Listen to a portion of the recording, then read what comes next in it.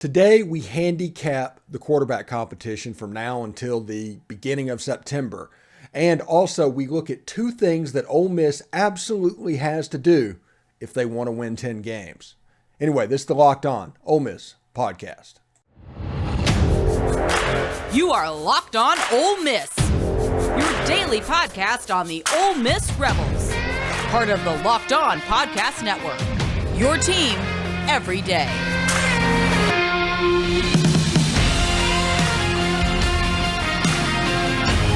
All right, welcome to the Locked On Ole Miss podcast. I'm your host, Stephen Willis. You can see my Twitter handle down below. Also, this episode is brought to you by FanDuel Sportsbook, the official sportsbook of Locked On. Make every moment more. Visit FanDuel.com/LockedOn today to get started. Also, thank you very much for making the Locked On Ole Miss podcast your first listen every day.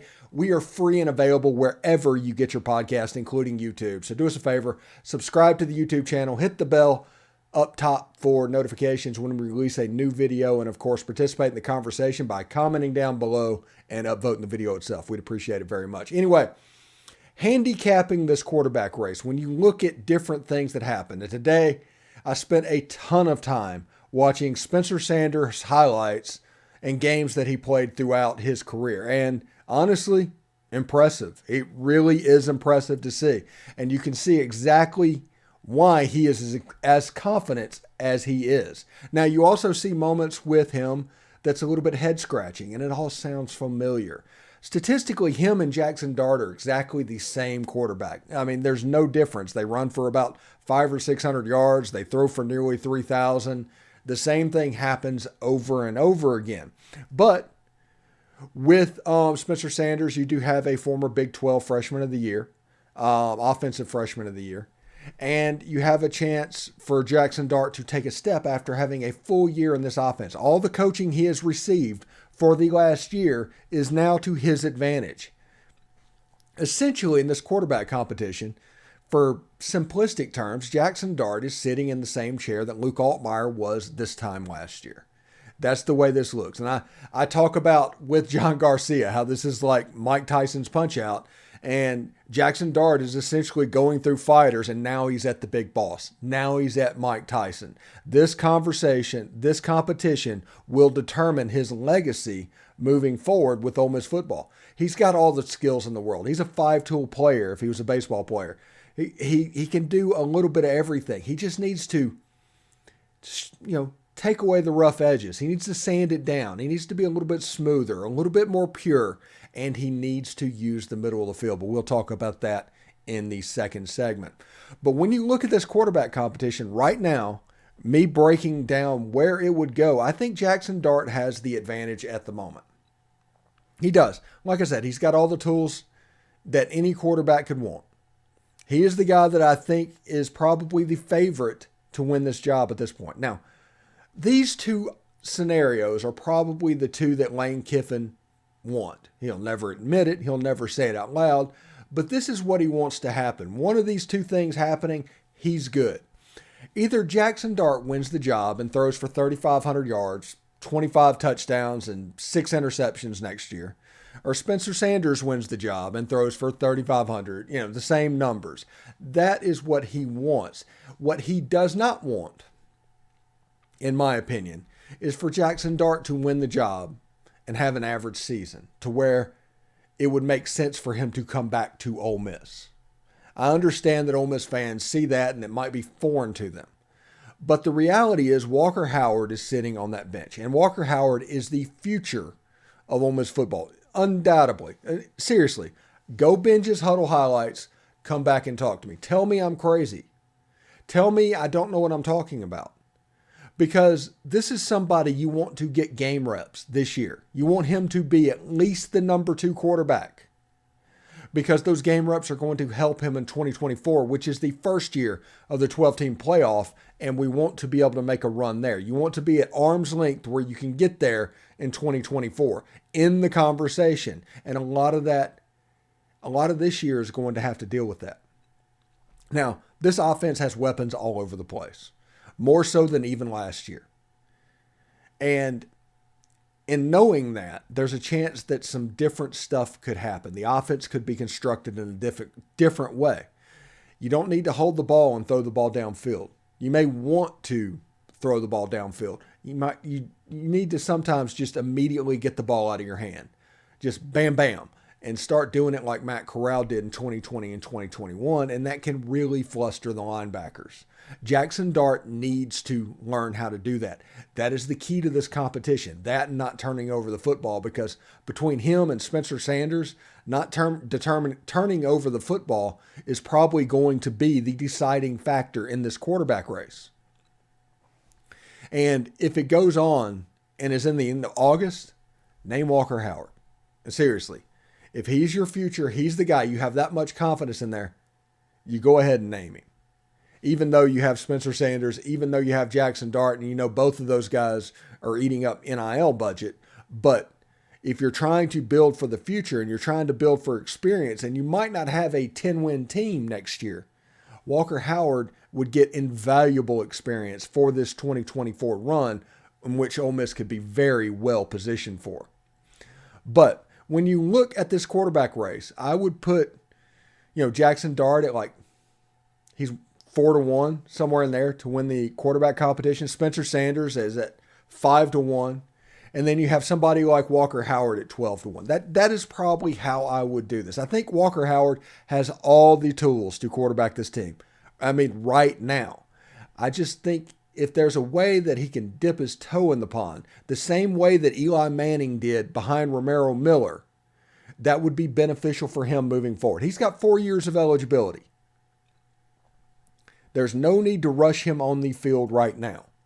If you can get him good reps on the field, the same way that, honestly, Tua did when Jalen Hurts was quarterback in that first year when Tua was there. If they can do the same thing, Ole Miss is going to be in position to be successful. And that is what we all want. Whoever wins this quarterback competition, Ole Miss is going to be better for it. Because iron sharpens iron. That's the way this works. And Jaxson Dart being pushed and always looking over his shoulders means that he's going to get better. He now has a year's worth of experience to draw from in this offense and things that he needs to correct. Now, he just needs to put it together.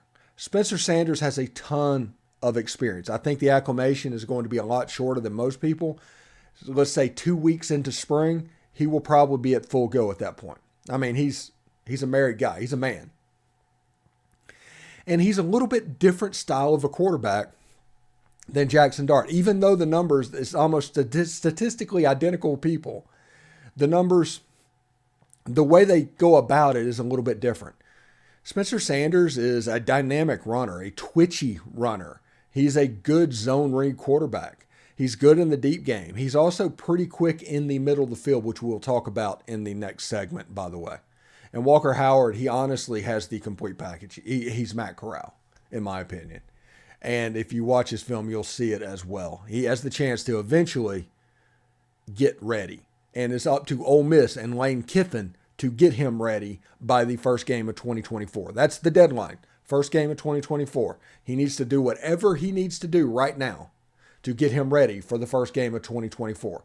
That's 2 spring practices and a fall practice. He has a chance to get him reps that are needed to get him ready to go. Get him the game reps, the mop-up reps in the game. Don't just hand the ball off to the running back. Let him run the offense. If you need to take the starting quarterback out of the game a little bit earlier than you would, you do that so your quarterback can do the things that need to be done. Matt Corral against Louisiana Monroe was like 9 for 9 and 130 yards, over and over throwing the ball to Elijah Moore. That game was incredibly important for his development. Anyway, this episode is brought to you by FanDuel. We're really excited about our new sports betting partner for Locked On because they're the #1 sports book in America, FanDuel.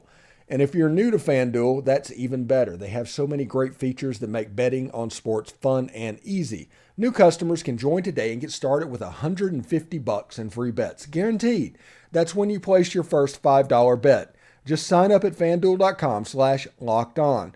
FanDuel has all of your favorite bets, from money line to point spreads to even player props. Plus, you can even combine your bets for a bigger payout with same-game parlay.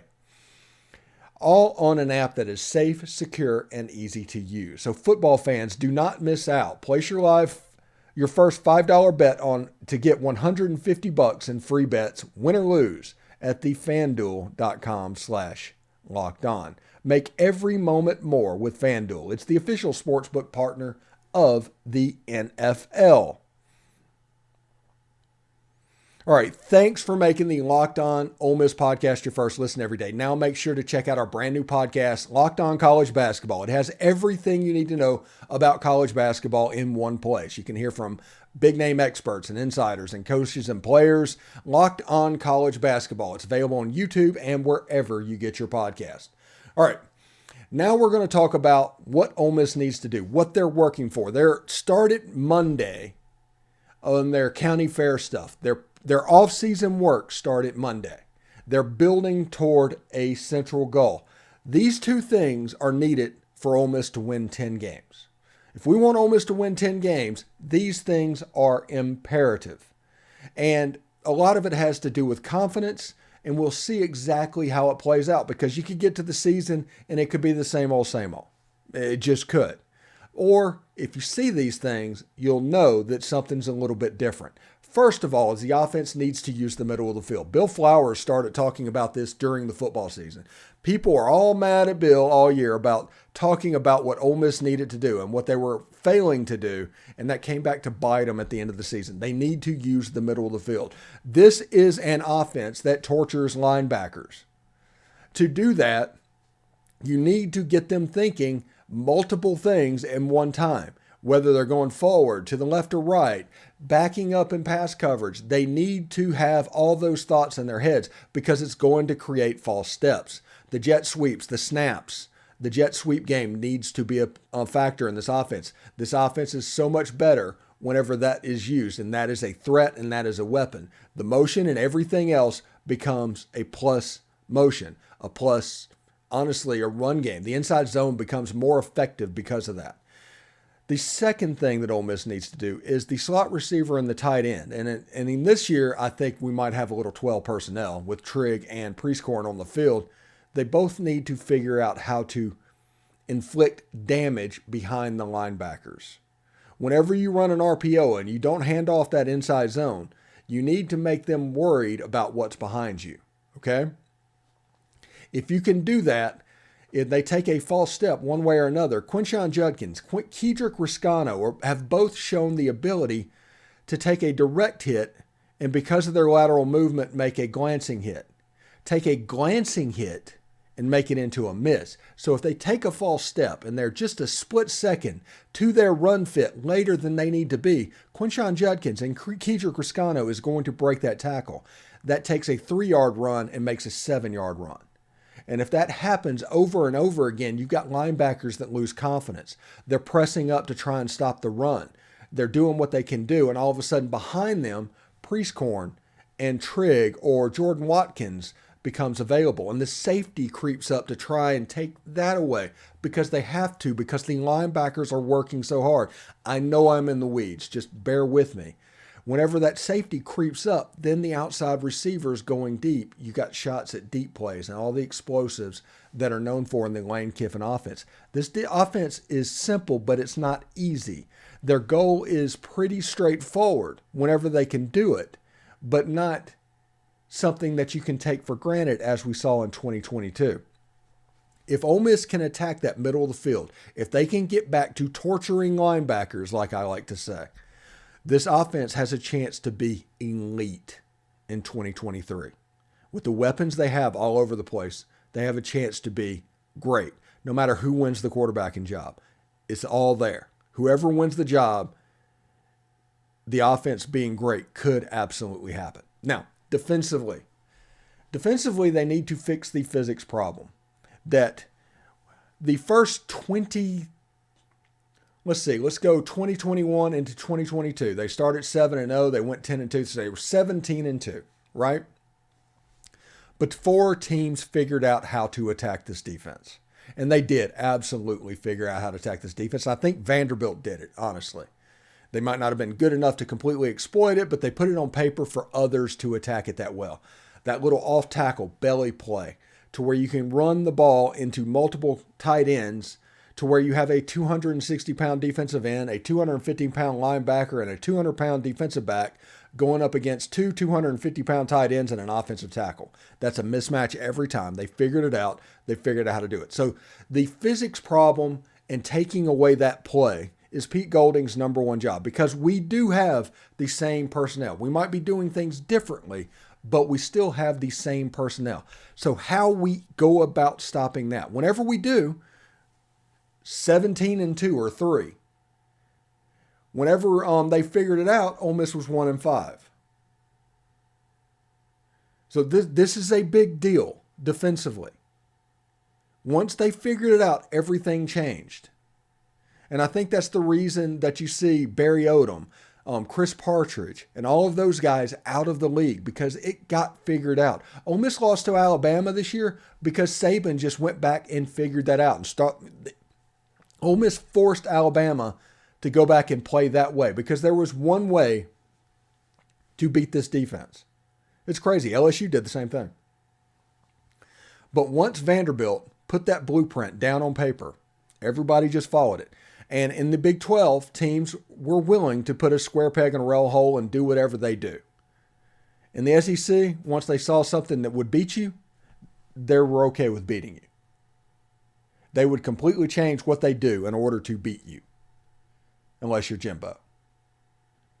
So we'll see exactly what they do and if they can do that. But if Ole Miss can change that physics problem and stop that play,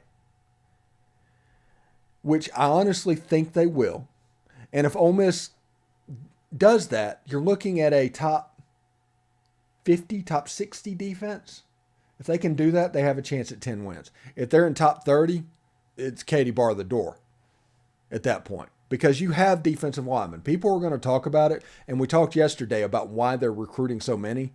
But if you look, I can give you a 2 deep across the front 3. I can give you a 2 deep at the jack, which is a hybrid position between linebacker and defensive line. Linebacker, probably some work that needs to be done, but it is being worked on right now. And if this defense becomes what I think it can become, and that is an attacking defense that plays behind the line of scrimmage, maybe gives up yards, maybe they're a top 60 defense, but they're a top 20 defense on takeaways. If Ole Miss can become that, they're going to win 10 games next year. And you can celebrate it. You can look forward to everything because they have the talent and the elite offense to do it. It's absolutely elite. Yes, Jaxson Dart needs to take a step. Either that or he's going to get beat out by Spencer Sanders. Either that or both of them might get beat out by Walker Howard. Whoever wins this job, Ole Miss will be better for it. And that should scare the heck out of everybody in the SEC. Yes, I know that Ole Miss goes to Tuscaloosa. Yes, I know that Ole Miss goes to Athens. Yes, I know LSU is a defending SEC West champion.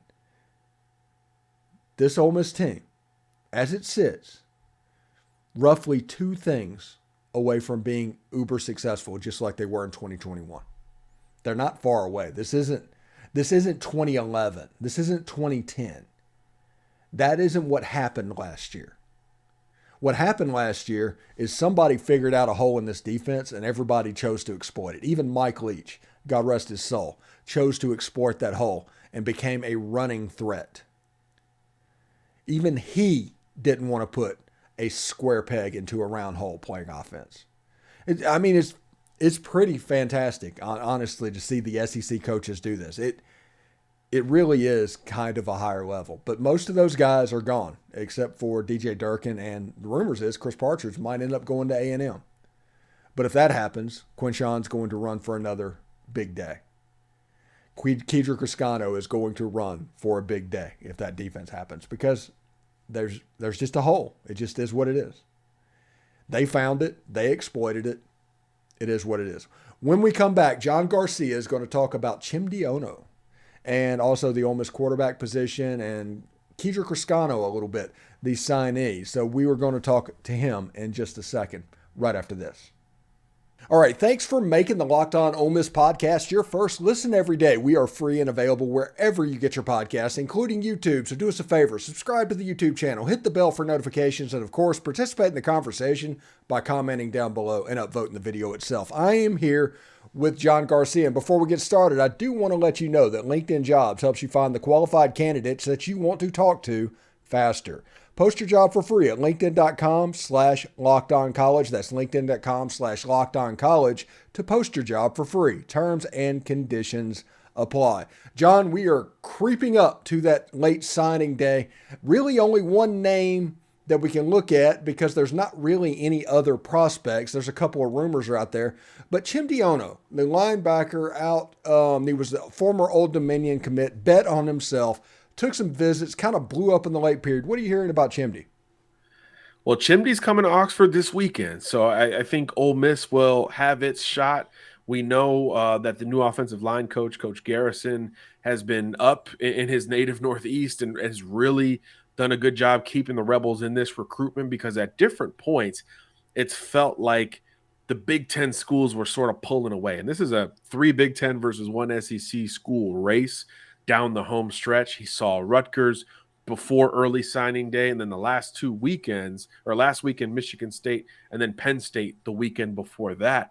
And there's really been a lot of Penn State smoke. I think Michigan State is trying to close that gap. So here comes Ole Miss there at the 11th hour. You know, it's gone head-to-head with both Penn State and Michigan State successfully over the last few years on the recruiting trail. Kedrick Reescano comes to mind in this class. But, yeah, it's going to be tough going against those Big Ten programs, but Onoh's never been to Oxford. He's never really been an SEC-level recruit until right now, and like you said, he bet on himself to get there. So it will be interesting to see what kind of a counter Ole Miss presents itself as. I mean, you get into the Grove, you get into that part of this country, and it feels different than it does in State College or East Lansing in particular. No disrespect to Rutgers, but I think it's the other 2 Big Ten teams to worry about.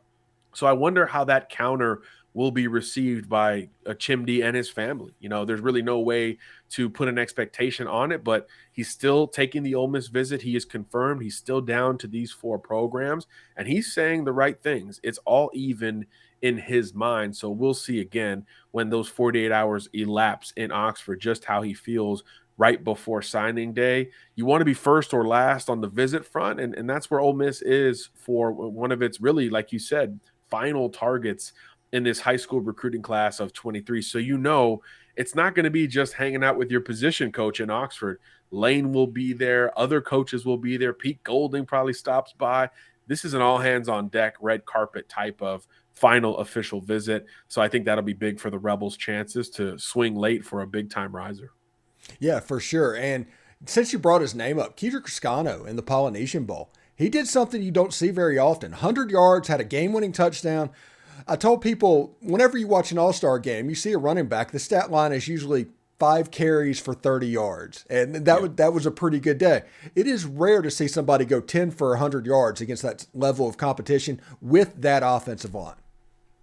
It's funny because right when you said that, the first 2 guys that came to mind that had big games in all-star settings were Jerrion Ealy and Zach Evans, who both they did that at the Under Armour game. Obviously, eventually, each ended up at Ole Miss making big plays for the Rebels. So I think there's something to be said for that. That Polynesian Bowl field was loaded, especially in the trenches, as you would expect. So I think that's where you see just kind of the complete package that Reescano is based off of that production. He's got a little bit of everything. The size is great. He runs with a low center of gravity. Contact balance is really strong. Will remind you a little bit of Quinshon Judkins coming out of high school. But I think he's got another gear that he's been able to show in terms of getting to top speed. He gets there in a hurry, and that's something that can help you rack up plays in chunks, just like he did out way on the West Coast there in Hawaii. So huge late get for Ole Miss, and another, like you said earlier, another head-to-head win over Michigan State, who you might be battling again for Onoh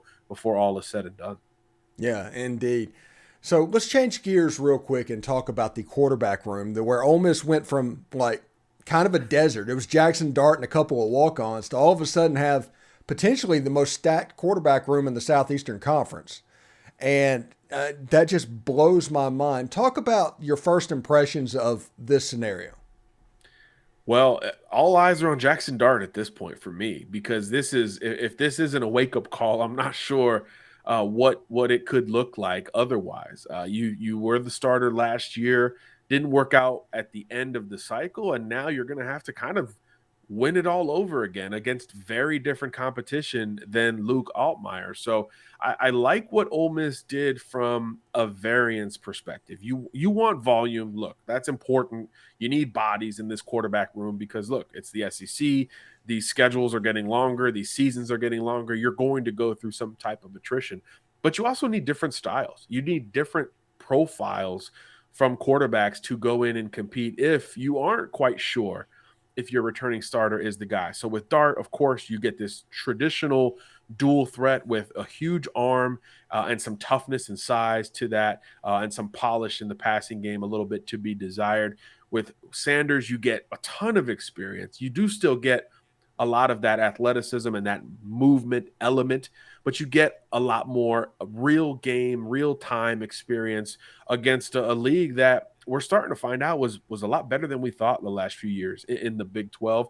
And then with Walker Howard, you're getting your long-term upside guy. This is the blue chip, high pedigree, high efficiency quarterback with the best arm and the best high school career coming into the situation. But, you know, he had a year at LSU where he got to learn a lot on top of it. So I'm not discounting Walker Howard in this race. And that's the thing. I think it's a real race. A lot of times when we talk about transfer portal quarterbacks, especially when you bring in a grad transfer, it's really like, okay, it's his job and we'll see what happens thereafter. I'm not sure it's that simple at Ole Miss, and that's a good thing. It's going to make spring practice that more intense for that room and for the decision makers thereafter, obviously at the top with Lane Kiffin. It's going to make more people dial in to Ole Miss football, which we know the man at the top wants that as well. And then, of course, most importantly, it's going to help the cream rise to the top. And I think by the end of spring ball, you're going to see some type of movement between these three guys. And potentially on the back end, you could see one of these guys bow out of the race by leaving the school altogether. I think that is as modern a quarterback situation as you can have. Three very different skill sets. And you know it's not going to work out for all three of them. But as of January 24th, as we record this, that's a good spot for Lane Kiffin to be in because he wants to charge up this team going into the new year, going into, you know, his fourth year where this roster is all his. This will be all Lane Kiffin in the end. And I think this is about how well he could have drawn that up. Yeah, the one way I've tried to explain to people a little bit about what's going on with Jaxson Dart and this whole thing is it's kind of like Mike Tyson's Punch Out. You know, again, USC, he fought against Bald Bull, Keaton Slovis, and won that job. Last year, he took down Super Macho Man to get the job, and now he has Mike Tyson. He's at the end. The big boss is here. And this competition will be, honestly, his legacy at Ole Miss. If he pulls this off, he has a chance to really perform well because there's a chance that he throws for 3,500 yards next year, 30 touchdowns, 10 interceptions or 8 interceptions or something like that, and just goes to the NFL and it's Walker Howard's team. But if he struggles and allows Spencer Sanders to take the job, Jaxson Dart's probably gone. He's probably in the window. Spencer Sanders does a year. And either way, it goes over next year to Walker Howard. That's kind of my feeling in this deal. I'm with you. I think, yeah, all eyes start on Dart, but yeah, they can move off of him really quickly, and it's going to be telling. Again, this is exactly what you want. You want to put that pressure on this guy to see if he is that long-term solution. Because, yeah, it could – you get the sense almost, Steven, that it's going to – whoever the guy is, it's going to work out pretty well for them offensively. This O-line is retooled through the portal and high school. These receivers, my gosh, every year they're presenting so differently, but they're just as talented, maybe more so in 2023, maybe more depth in 2023 than we've seen the last couple of years. So in theory, Michael Trigg comes back as well. In theory, you've got the opportunity to step into a quick path to the NFL, as you mentioned. But on the other side of it, you could be looking for a school in 4 months as well. So it is that tricky. But look, That's the model of quarterback rooms in this modern age of college football. Georgia's going to go through it. Alabama's going to go through it. Ohio State is going to go through it. And, they were all 11-plus win teams, and 2 of the 3 went to the playoff last year. So if you want to be among the best, this is the type of quarterback room and turnover that has to get you there. All right, I got a comp. I like to do comps on this. And so Walker Howard, I've got a comp. And the comp is Matt Corral. What do you think?